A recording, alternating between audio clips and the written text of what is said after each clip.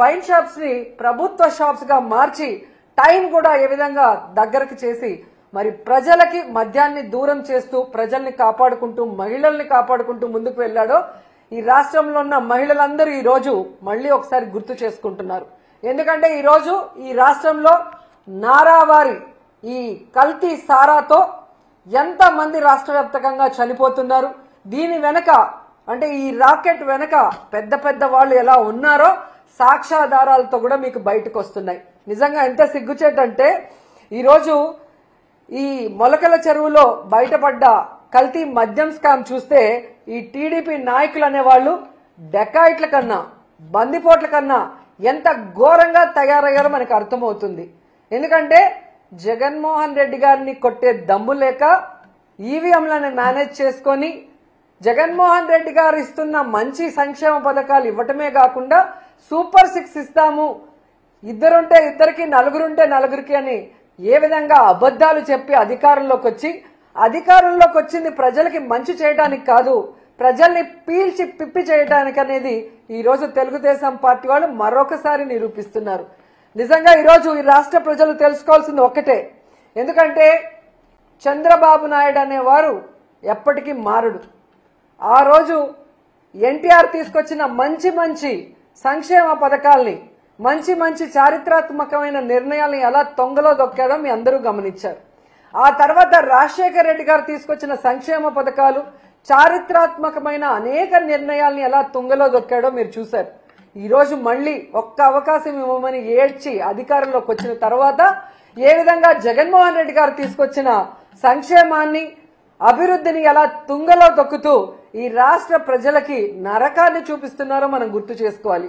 ఎందుకంటే ఈరోజు ఈ కూటమి ప్రభుత్వం ఎన్డీఏలో ఉన్నామంటారు.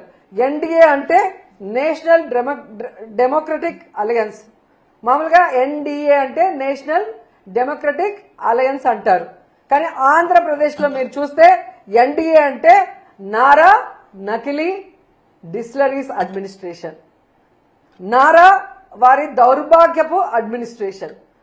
ప్రజల్ని దోచుకోవడానికి రాష్ట్రాన్ని దోచుకోవడానికే ఈ నారా వారి కూటమి ఏ విధంగా పనిచేస్తుందో మనం అందరం కూడా ఒకసారి గమనించాలి.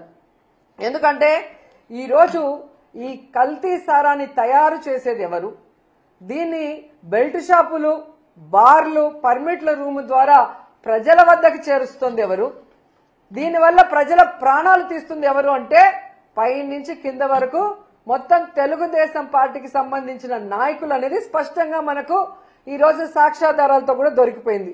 ఎందుకంటే ఈరోజు ఏ జిల్లాలో చూసినా మన మొలకల్ల చెరువు నుంచి చంద్రబాబు నాయుడు గారి ఇంటి వరకు మీరు చూస్తే ఫ్యాక్టరీలు ఏ విధంగా పుట్టుకొచ్చాయి.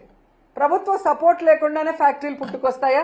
ఒక ఫ్యాక్టరీ కట్టాలంటే రాత్రికి రాత్రి కట్టే పరిస్థితి కాదు.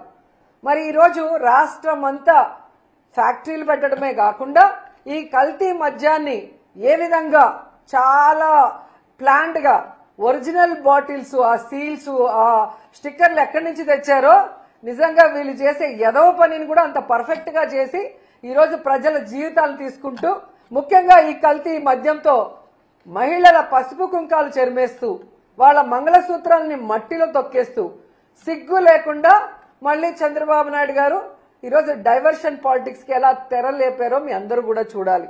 ఎందుకంటే ఈయన మొదటి నుంచి కూడా మహిళా ద్రోహే, మహిళ అంటే గౌరవం లేదు, కోడలు మగపిల్లాని కంటే అత్త సంతోషించదా అని ఆడదాని పుట్టుకనే ఈయన అపహాస్యం చేసిన వ్యక్తి.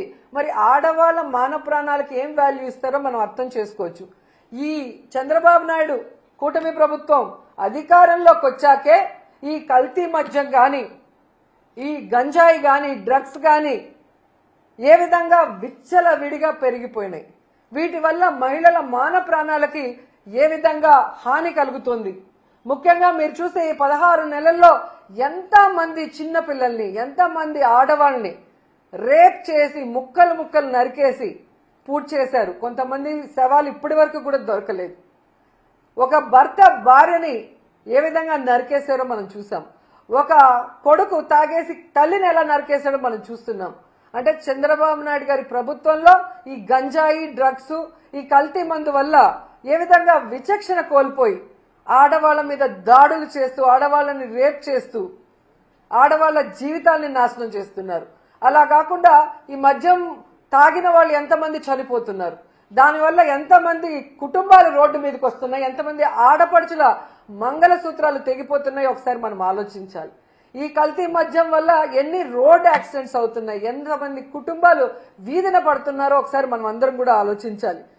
నిజంగా చాలా సిగ్గుచేటు. చంద్రబాబు నాయుడు అధికారంలోకి వచ్చాక ఏడాదిలో 21% గంజాయి, డ్రగ్స్, అక్రమ మద్యం కేసులు పెరిగాయని సాక్షాత్తు ప్రభుత్వ లెక్కలు చెప్తున్నాయి. ఇవి మనం చెప్పేది కాదు, ప్రభుత్వ లెక్కలు చెప్తున్నాయి. ఒకసారి మీరు వెరిఫై చేసుకోండి. తెలుగుదేశం వాళ్ళు కూడా వెరిఫై చేసుకోండి, జనసేన వాళ్ళు వెరిఫై చేసుకోండి. ఏ విధంగా 10% మహిళల మీద రేప్స్ పెరిగాయో ఒకసారి మీరు వెరిఫై చేసుకోండి. అలాగే మహిళల మీద నేరాలు, గృహహింసలు ఏ విధంగా పెరిగాయో ఒకసారి మీరు ప్రభుత్వ లెక్కలే ఒకసారి మీకు చూస్తే మీకు అర్థమవుతుంది. సో ఈరోజు చంద్రబాబు నాయుడు మేము ఒకటే కోరుతున్నాం, ఈ కల్తీ లిక్కర్ స్కామ్ మీకు మీ కొడుక్కి తెలియకుండా జరిగే పరిస్థితే లేదు.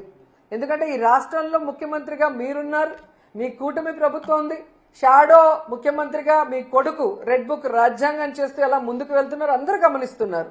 సో ఈ రాష్ట్రంలో ఇంత పెద్ద కల్తీ సారా రాకెట్ స్కామ్ జరుగుతుంటే మీకు తెలియకుండా జరిగింది అన్నట్టుగా ఈరోజు డైవర్షన్ పాలిటిక్స్ మీరు మొదలు పెట్టడం రాష్ట్ర ప్రజలు గమనిస్తున్నారు.